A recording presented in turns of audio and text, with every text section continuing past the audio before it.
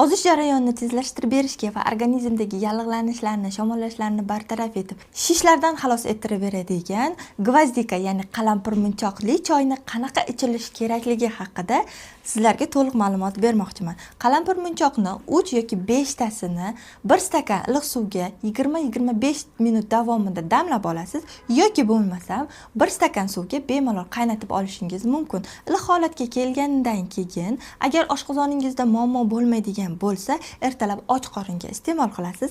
Agar oshqozoningizda muammo bo'ladigan bo'lsa, ovqatdan keyin 1 soat, 1,5 soatdan keyin iste'mol qilishingiz mumkin.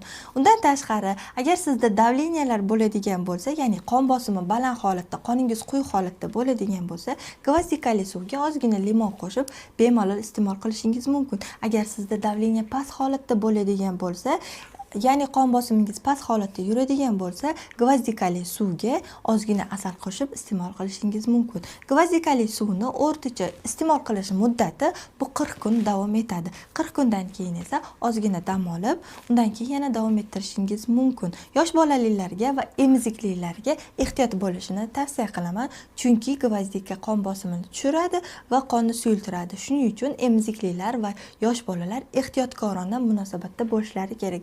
Ozgina ichib ko'rsin, reaksiyasiga qarab davom ettirishi yoki to'xtatishi mumkin. Shu va shu kabi ma'lumotlarga ega bo'lishni va bepul master-klasslarda qatnashishni xohlasangiz, maxsus yopiq Telegram kanalimga a'zo bo'ling. Telegram kanalimga a'zo bo'lish uchun esa shunchaki kommentariyada 3 raqamini qoldiring.